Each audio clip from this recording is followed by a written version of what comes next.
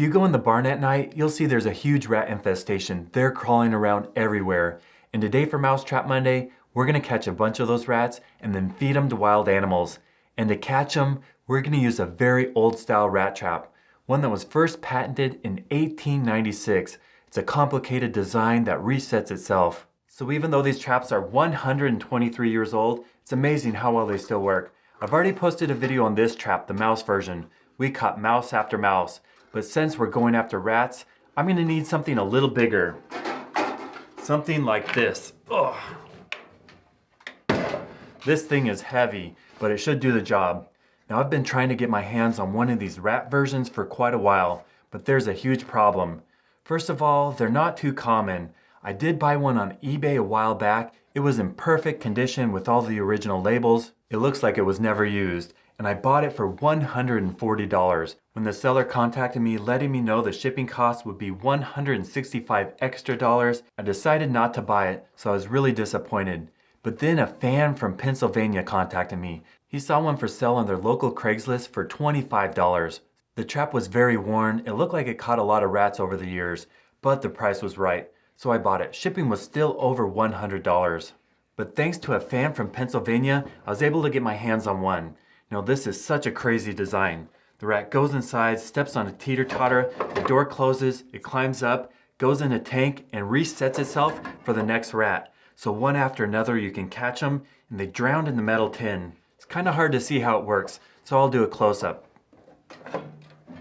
This is the mechanism that holds the door open. It's attached to the teeter-totter, so when the teeter-totter moves, the mechanism goes up and down. Now the door fits in these grooves. We'll slide it down.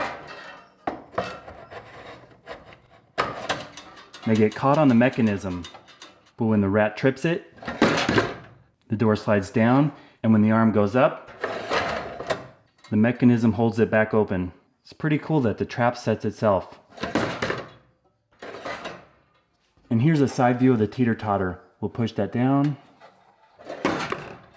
Just need to add the bait. Now the original instructions for this trap said place a liberal portion of broiled bacon in each compartment. So I have some bacon right here. That will draw the rats in. Yummy. And here in the escape hatch, you can see the second one-way door. The rat will climb up, push that open, go up top, and it can't get back down. The only way the rat can get out is through the upper chamber. And here's the tunnel that drops them in the tank. There's another one-way door right here. It's on a hinge. Comes down and dunks. I'm gonna enlist the help of our pet rat to show you how this trap works. Go inside. Climbing up the second chamber.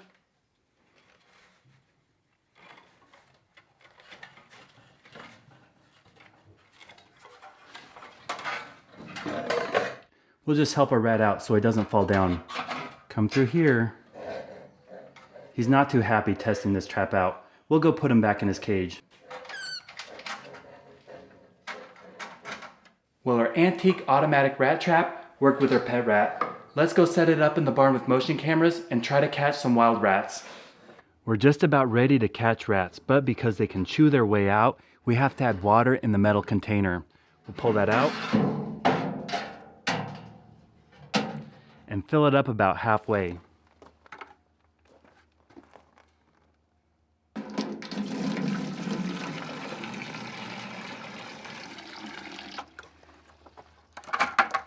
That should be deep enough. That way when the rats come and drop down in there, they'll reset the trap and drown.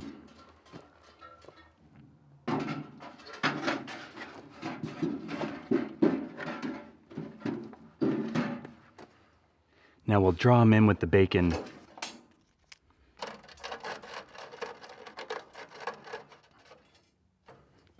I don't know if rats like bacon, but we'll find out. We'll test and see if our door is working. The rat will go inside, step on the teeter-totter, push that down, it closes. Then when it goes up and resets, one after another we can catch rats. Let's set up the motion cameras and see what happens tonight.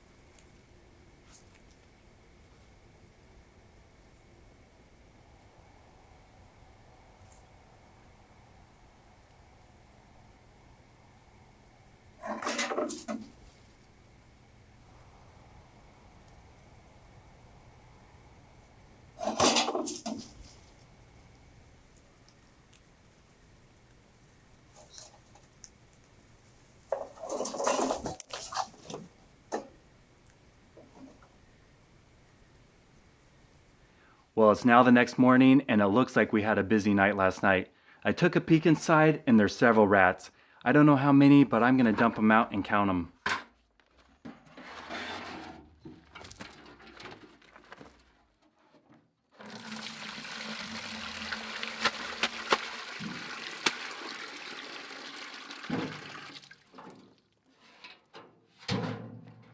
I count 4. I'm gonna have to review the trail camera footage to see if there's any problems or malfunctions, any escaped out the top, but overall I'm happy with the results. Now I don't want these rats to go to waste. There's so many wild animals that love to eat rodents, so I'm gonna go set these up with trail cameras and see what comes along and enjoys rat snacks.